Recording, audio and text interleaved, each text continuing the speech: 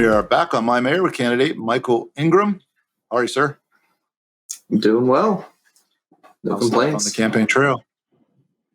It's going. It's picking up for sure. Right now, we've got more forums, more debates, a lot more going on, but I'm looking forward to it. That's great. So today's topic, we're looking to distill what is being mayor. What are the major roles? What's the purpose? So when people are considering who to vote for, they can keep that perspective in mind and make sure that those major roles are filled well. So when you think about distilling down the role of mayor into three items, what would they be? Let's hit item number one. I would say the first and most important thing for what a mayor is it's serving the people. Being a mayor isn't some vanity project, so that definitely has to be my first statement. Okay. And when you think of serving and leading, there's a balance of listening and also a balance of sometimes making the tough decisions.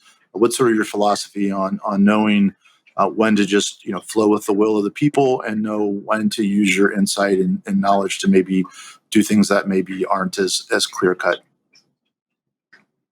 Being a mayor, you really need to listen to the people. A lot of times when you're using your insight and your personal judgment, what you're actually doing is you're not going out directly and talking with the people, but you're relying on all your previous conversations with the people. So you're not necessarily going out and looking for the specific answer to this question, but you've heard people talk about the issues they're facing, and so you're looking at how to solve those issues for them.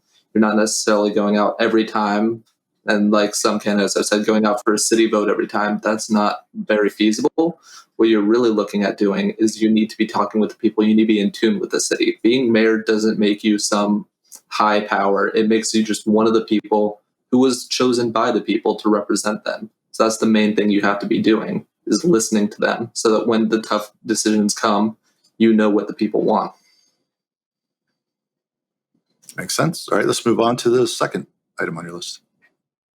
The second item has to be public safety. The mayor's responsibility is the safety of the people. And I think that's self-explanatory for why. Sure. And when you look at some of the efforts that have gone now, there's the call program with the police. There is, to some extent, even the tone of the city that comes forth from the office. If you were going to increase safety, or what changes would you make to better achieve those goals than what's happening right now? The most important thing I would be looking at is ensuring that there's both accountability and trust between the community and the police force. The police force is our first line of defense for safety, but we need to be making sure that we've got body cams and dash cams on every police officer and every cop car that we have in the city. We need to be making sure that there's no possibility. I'm not saying that there is any systemic racism or any white supremacy in our police force. We need to be making sure that there's never a home for that in our police force. We need to be making sure that we have accountability and we're proactively avoiding such issues in our police force. We've done well, but we need to make sure that that continues into the future. So things like body cams and dash cams, as well as I would like to see an independent agency outside of the police force, but still within the city government, be the one investigating any reports of discrimination or any other issues against the police officer or the police force itself, instead of having it be an in-house issue, to increase transparency and increase the trust with the community. But also, I'd like to see more community outreach directly between the officers and the people of St. Pete, such as having all of our officers living in St. Pete and being able to afford that, because there are several officers that aren't able to afford that. So I'd like to see the police force more tightly knit with the community. Instead of being some group policing them, it's one of the members of the community looking after the community.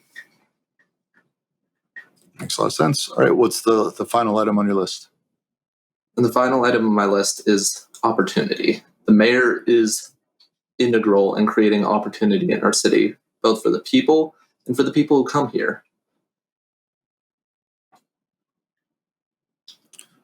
So same in the question in the same vein as the last one. What are some new things that you would do to increase opportunity for the people here and the people that come here?